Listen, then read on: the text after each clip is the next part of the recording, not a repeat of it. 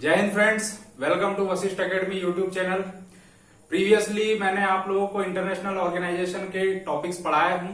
जो भी आप जैसे भी स्टूडेंट्स आपने नहीं चेकआउट किया है तो एक बार आप उस वीडियो को देखिए, समझिए। बहुत अच्छे से 3 वीडियो में हम लोगों ने इंटरनेशनल ऑर्गेनाइजेशन के बारे में विस्तृत रूप से जानकारी प्राप्त की है।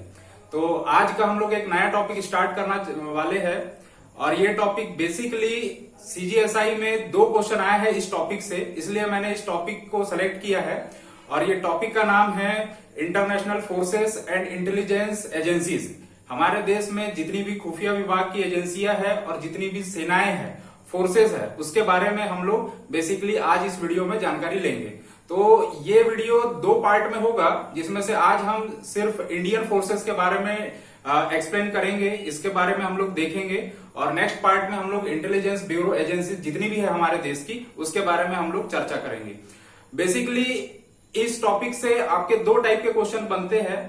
एक क्वेश्चन बनता है फुल फॉर्म से बेस्ड कि सीबीआई का फुल फॉर्म बताइए, आईटीबीपी का फुल फॉर्म बताइए। तो फुल फॉर्म से रिलेटेड जो भी क्वेश्चंस है वो बनते हैं और 4 ऑप्शन दे देगा नेक्स्ट क्वेश्चन में कि ऐसा पूछ लिया जाएगा उसमें कि कौन सा इसमें इंटरनल सिक्योरिटी के लिए काम करता है, कौन सा एक्सटर्नल सिक्योरिटी के लिए काम करता है। तो बेसिकली इस टाइप के 2 क्वेश्चन बनते हैं। तो फुल फॉर्म और कौन सा इंटेलिजेंस एजेंसी है, कौन सा फोर्सेस है, कौन सा इंटरनल सिक्योरिटी के लिए काम करता है, कौन सा इंटरनल सिक्योरिटी के लिए काम नहीं करता है। तो बेसिकली इस टाइप के क्वेश्चन बनते हैं। तो आइए हम लोग देखते हैं आज इंडियन फोर्सेस के बारे में। तो कंटिन्यू करते हैं।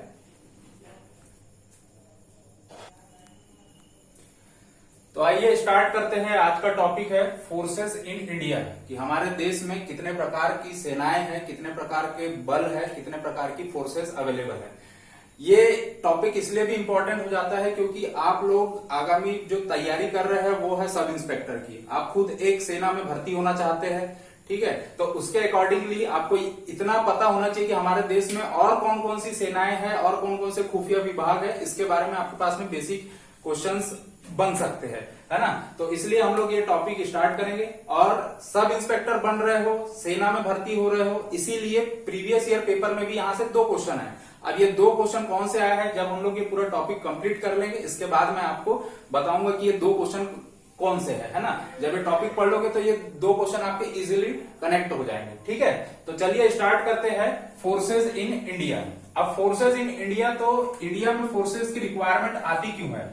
तो फोर्सेस की रिक्वायरमेंट इसलिए आती है ताकि हमें देश में लॉ एंड ऑर्डर को मेंटेन करना पड़े। और जब भारत देश की सुरक्षा की बात होती है ना, कि किसी भी बाहरी खतरे से या आंतरिक खतरे से जो खतरा होता है, सिक्योरिटी होती है, सुरक्षा होती है, उसके मद्देनजर रखते हुए हम लोगों को फोर्स की रिक्वायरमेंट होती है, ठीक है।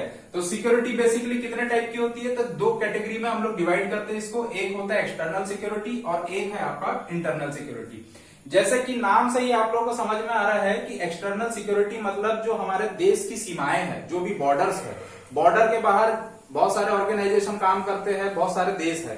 तो किसी भी प्रकार से बाहरी देश और अदर ऑर्गेनाइजेशन से होने वाले खतरे और उनसे होने वाली जितनी भी मुसीबतें हैं उनसे निपटाने के लिए, उससे बचने के लिए हम लोग एक्सटर्नल सिक्योरिटी कहते हैं, ठीक है। सेम क्या है, नेक्स्ट हमारा कैटेगरी आता है इंटरनल सिक्योरिटी। इंटरनल सिक्योरिटी मतलब यहां नाम से स्पष्ट हो रहा है कि भारत देश में जो भी हमारी सीमाएं हैं, भारत देश की सीमाएं और बॉर्डर है, उसके अंदर जितने भी गतिविधियां होती है, अतात्विक गतिविधियां होती है, किसी प्रकार से जैसे नक्सलाइजिज्म हो गया, माओवादी हो गया, किसी प्रकार से टेररिस्ट अटैक हो गया, तो उससे हमको निपटने के लिए इंटरनल सिक्योरिटी की जरूरत पड़ती है। तो बेसिकली सिक्योरिटी 2 टाइप की होती है, एक्सटर्नल सिक्योरिटी और इंटरनल सिक्योरिटी। अब इन एक्सटर्नल और इंटरनल सिक्योरिटी को मेंटेन करने के लिए हमारे देश में अलग अलग प्रकार की फोर्सेस है।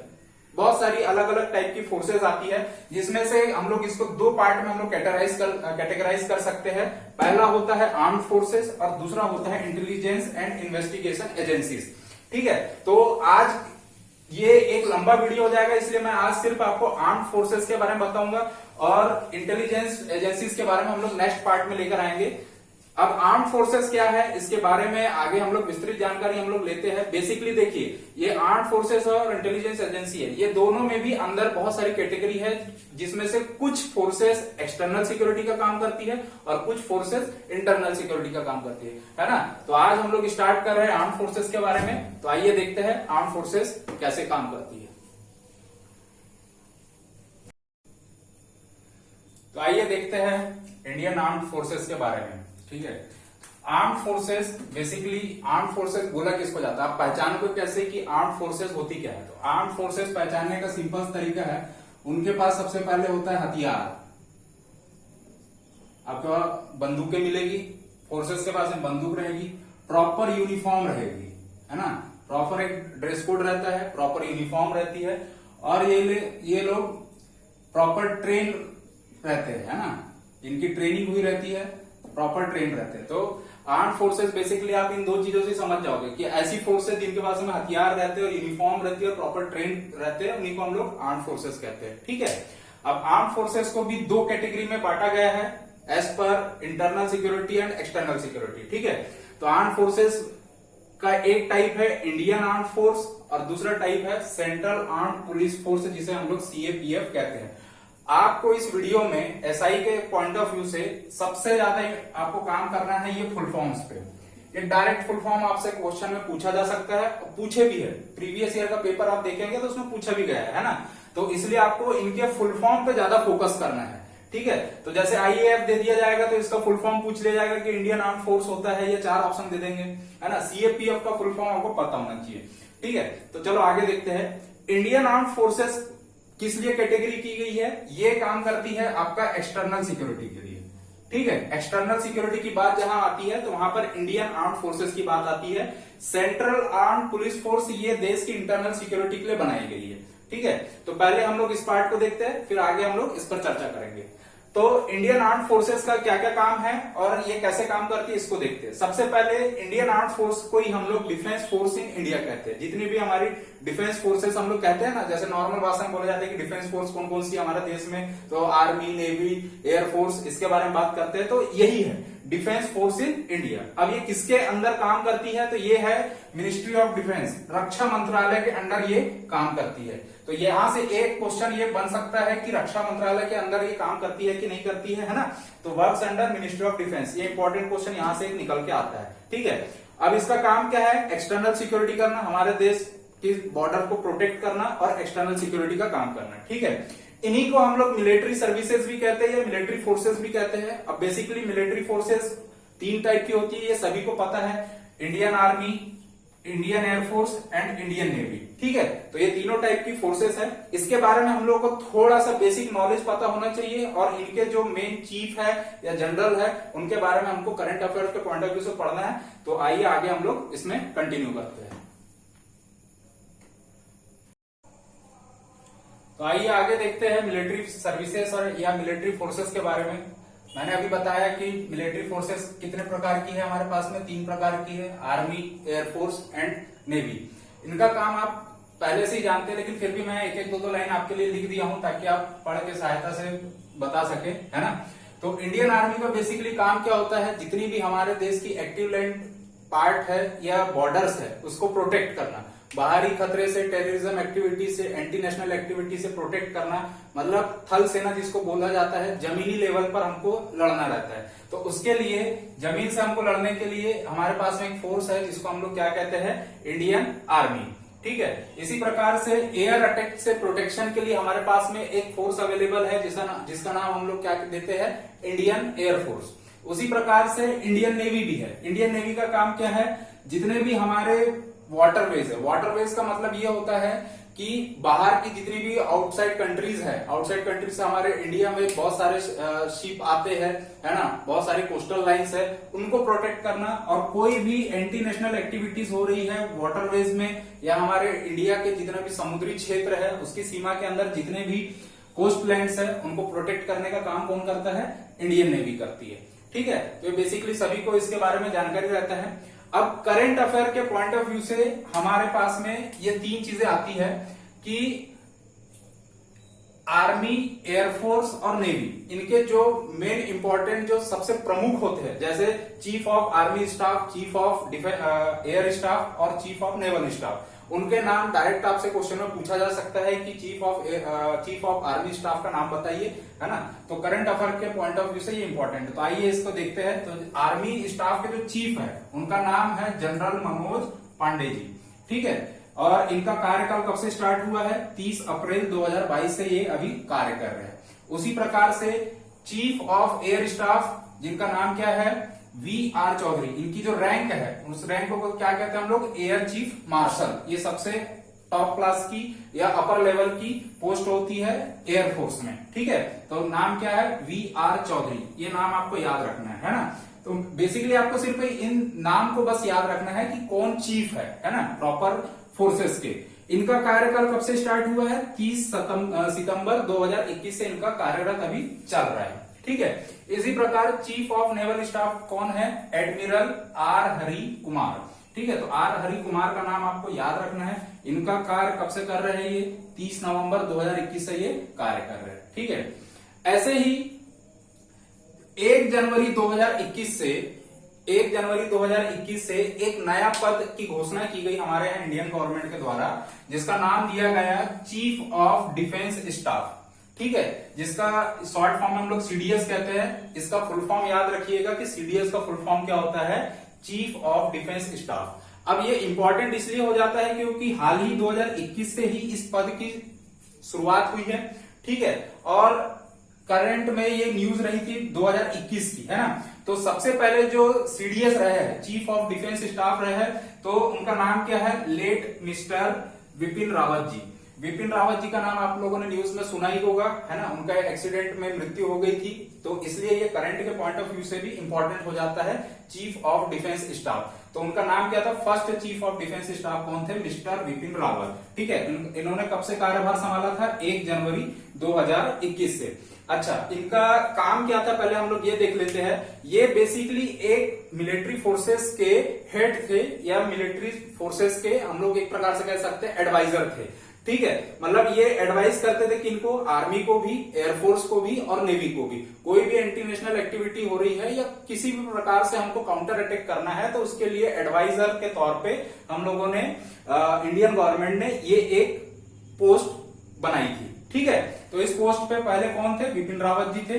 इनके बारे में थोड़ा करंट अफेयर के पॉइंट ऑफ व्यू से ये जानना जरूरी है कि इनकी मृत्यु कब हुई थे। तो एक कुन्नूर तमिलनाडु, मतलब नीलगिरी हिल्स पे इनका हेलीकॉप्टर क्रैश हो गया था। हेलीकॉप्टर का नाम भी मैं यहाँ पर लिखा हुआ है, पॉइंट एग्जाम में आ सकता है, याद भी कर सकते हैं, एक बार देख लीजिएगा। MI-17 V5 हेलीकॉप्टर था। ये दुर्घटनाग्रस्त हो गया था, कुछ कारण थे वहां पे, फॉग वगैरह ऐसा। तो नीलगिरी हिल्स, और एरिया भी आपको याद रखना है किस एरिया में हुआ था? तमिलनाडु में हुआ था, कुन्नूर जिले में, ठीक है। तो कुन्नूर तमिलनाडु में ये एक्सीडेंट हुआ था, ठीक है। तो इनकी डेथ आप याद रख सकते हैं किस डेट को हुआ था? 8 दिसंबर 2021 को। अच्छा, इस पोस्ट का टेन्योर भी होता है, एक प्रॉपर कार्यकाल होता है। तो जो भी इस पोस्ट पर आएगा वो या तो 3 साल तक के काम करेगा, 3 साल तक के काम करेगा, या फिर उसकी अपर एज कितनी होनी चाहिए? 65 ईयर्स की। तो जो हमारे लेट मिस्टर विपिन रावत जी थे, वो उनका निधन जो हुआ था 62 ईयर्स के थे, उनकी एज 62 ईयर्स की थी, ठीक है। तो इस प्रकार से आपको बेसिकली इंडियन मिलिट्री फोर्सेस में इतनी चीजों को याद रखना है एग्जाम के पॉइंट ऑफ व्यू से। और सीडीएस को थोड़ा सा ध्यान से पढ़िएगा क्योंकि ये करंट की न्यूज है, तो इससे यहां से आपके क्वेश्चन बन सकते हैं। तो आगे हम लोग नेक्स्ट पार्ट में हम लोग देखते हैं सीएपीएफ के बारे में, तो आगे कंटिन्यू करते हैं। आइए देखते हैं नेक्स्ट फोर्स। तो नेक्स्ट फोर्स है हमारे पास में सेंट्रल आर्म्ड पुलिस फोर्स, जिसे हम लोग क्या कहते हैं? सीएपीएफ। ये फोर्स किसके अंदर काम करती है? मिनिस्ट्री ऑफ होम अफेयर्स, मतलब गृह मंत्रालय के अंदर। तो गृह मंत्रालय इसका पूरा देखरेख करता है। तो मिनिस्ट्री ऑफ होम अफेयर्स में के अंडर में सीएपीएफ काम करता है। इसका काम क्या है? Internal security. इंटरनल सिक्योरिटी मैंने आपको समझाया है कि जितनी भी हमारे देश की बॉर्डर है उसके अंदर किसी प्रकार से होने वाले खतरे से बचाने के लिए हमारे पास में सीएपीएफ होती है। इसमें भी डिफरेंट टाइप की 5 अलग अलग टाइप की फोर्सेज है ना। तो उसके बारे में देखते हैं कि क्या क्या है इसके में। तो पहली फोर्स है बीएसएफ। सभी आप नाम सुने होंगे। बीएसएफ का फुल फॉर्म क्या होता है? Border security force. मैंने आपको बताया है कि जितनी भी फोर्सेज है सबसे ज्यादा इंपॉर्टेंट आपको ये फुल फॉर्म याद रखना है ना। जब मैं आपको क्वेश्चन कराऊंगा तो आपको समझ में आएगा कि क्यों फुल फॉर्म पे इतना जोर दे रहा हूं मैं, है ना। तो बीएसएफ का फुल फॉर्म क्या होता है? Border security force. अच्छा, ये किन बॉर्डर पे काम करती है इसको भी थोड़ा सा देख लेते हैं। तो बीएसएफ हमेशा तैनात रहती है इंडिया पाकिस्तान बॉर्डर पे और इंडिया बांग्लादेश बॉर्डर पे। ठीक है, इंडिया पाकिस्तान और इंडिया बांग्लादेश बॉर्डर पे। नेक्स्ट हमारा आता है एसएसबी। एसएसबी मीन्स सशस्त्र सीमा बल। ठीक है, सशस्त्र सीमा बल ये भी बॉर्डर फोर्स है। ये किन बॉर्डर को प्रोटेक्ट करती है? इंडिया भूटान और इंडिया नेपाल। भूटान और नेपाल की जो हमारे पास में बॉर्डर है उसको प्रोटेक्ट करने का काम किसका है? एसएसबी का है। ठीक है, नेक्स्ट आता है आईटीबीपी। आईटीबीपी का फुल फॉर्म देख लीजिए, इंडो टिबेटन बॉर्डर पुलिस। ठीक है, Indo Tibetan border police ITBP का फुल फॉर्म है। ये किसे प्रोटेक्ट करता है? ये इंडिया चाइना बॉर्डर को प्रोटेक्ट करता है। इंडिया चाइना बॉर्डर मतलब लद्दाख के पास से हमारा चाइना स्टार्ट होता है, तो लद्दाख से लेकर अरुणाचल प्रदेश। ठीक है, तो लद्दाख और अरुणाचल प्रदेश से जो इंडिया और चाइना की बॉर्डर है उसको प्रोटेक्ट करने का काम कौन करता है? आईटीबीपी करता है। अच्छा, इन फोर्सेस का काम क्या होता है? इन फोर्सेस का काम है इनलीगल ट्रांसपोर्टेशन, मतलब किसी भी प्रकार से बाहर की मतलब अदर कंट्रीज की कोई भी वस्तु को अंदर लेकर आना, इंपोर्ट एक्सपोर्ट गलत तरीके से ना हो, इसलिए उसको प्रोटेक्शन का काम ये करता है। इमिग्रेशन, किसी प्रकार से घुसपैठ ना हो। इमिग्रेशन का मतलब घुसपैठ होता है ना। कोई भी एंटी नेशनल पर्सन हमारे बॉर्डर में इंटर न करे, उसको देखरेख करने का काम इंटरनल सिक्योरिटी का रहता है, जो कि सीएपीएफ की ये सारी फोर्सेस करती है। स्मगलिंग जैसा आप लोग देखे हैं कि जितने भी नशीली वस्तुएं होती है जो हमारे देश में इलीगल है, तो उसको स्मगलिंग करने के लिए रोकना, ये सब काम किसका होता है? बीएसएफ, एसएसबी और आईटीबीपी का। इसके बाद में दो और फोर्सेस है, तो इसको भी हम लोग आगे देखते हैं।